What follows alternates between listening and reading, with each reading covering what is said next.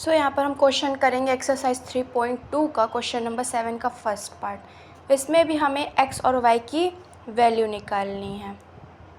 ठीक है, तो इसमें हमें दो इक्वेशन के फॉर्म में दे रखी, क्योंकि इज इक्वल्स टू आ गया ना। पहले मैंने क्वेश्चन जो सॉल्व कराए थे उसमें एक्स और वाई की वैल्यू ईजिली निकल जाती थी, क्योंकि जस्ट एक्स बिलोंग्स एक ब्रैकेट में एक्स वाई जेड रहता है, दूसरे ब्रैकेट में एलिमेंट्स रहते थे, तो आराम से हमें एक्स वाई की वैल्यू मिल जाती थी। बट यहाँ पे हमें दो इक्वेशन दे रखी हुई है, तो ठीक है, हम लोग इसको इक्वेशन 1 मानेंगे और इसको इक्वेशन 2, क्योंकि दो इक्वेशन है तो 1 और 2 मान लेते, कोई दिक्कत तो नहीं है इसमें। और फिर अब इसको सॉल्व कर लेते हैं। तो पहले सुंदर सी राइटिंग में लिख लें, x + y = 7025। ठीक है, अब as it is same second equation लिखेंगे, x - y = 3003।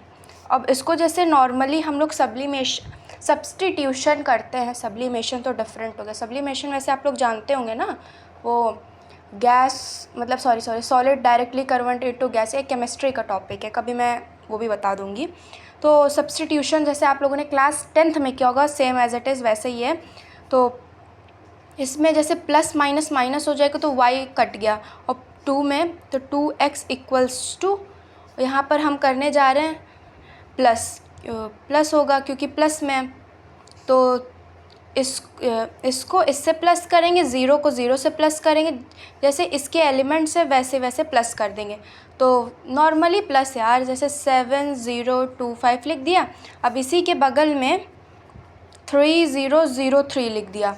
अब 7 + 3 करेंगे तो क्या होगा, 10 बचेगा, 0 + 0 0 हो जाएगा। ओके, और फिर 2 + 0 करेंगे तो 2 + 0 क्या होगा, 2 ही होगा। और 5 + 3 करेंगे तो 5 6 7 5 + 3 क्या होता है यार, 5 6 7 8। ठीक है, थोड़ी सी कैलकुलेशन में वो हो गई थी, तो हमें ये मिला। अब हमें यहाँ पर x की वैल्यू है, तो हमें x की वैल्यू निकालनी है। अगर आपने कभी इक्वेशन सॉल्व किया तो यहाँ पर 2 होता था तो सबको मल्टीप्लाई कर देते थे। तो यहाँ पर प्यारा सा ऐसे 2 बना लीजिए, जैसे आप लोगों को ईजी हो इसको कैंसिल आउट करने में। तो 2 5 सा एक ब्रैकेट बना लेते हैं, तो 2 5 सा 10 हो जाएगा, 2 0 से 0 हो जाएगा, 1 बचेगा क्योंकि 2 से 2 कैंसिल करेंगे, और 2 4 सा 8 हो जाएगा। तो ये हमारा x की वैल्यू आ गई। ठीक है, इतना तो क्लियर हो गया होगा। अब x की वैल्यू x की वैल्यू किसी इक्वेशन में पुट कर देते, चाहे आप इक्वेशन 1 में करो चाहे इक्वेशन 2 में। अगर आपको अच्छे से लिखना है तो क्यूट सी राइटिंग में लिख देते, मेरी क्यूट राइटिंग है, पर put value of x in equation 1, मैं 1 में पुट करूँगी, आप 2 में भी कर दोगे तो y की वैल्यू आराम से आ जाएगी। तो ठीक है, x की वैल्यू हमारी क्या थी, पहले लिख लेते हैं, x + 4 = 7025। तो हमें x की वैल्यू दे रखी है 5014 + y = 7025।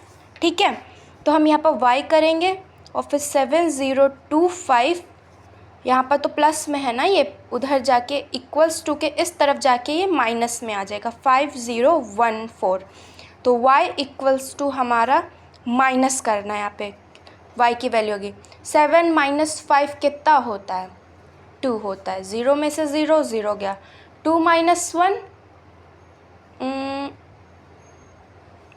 कहीं मिस्टेक तो नहीं हो रही, 2 - 1 हमारा 2 में से बन जाएगा तो 1 बचेगा, और 5 - 4 तब भी 1। तो हमारा ये आंसर आएगा 2011। तो हमारी x की वैल्यू ये निकली और y की वैल्यू हमारी ये आई है। थैंक यू, एक बार क्लियरली आप लोग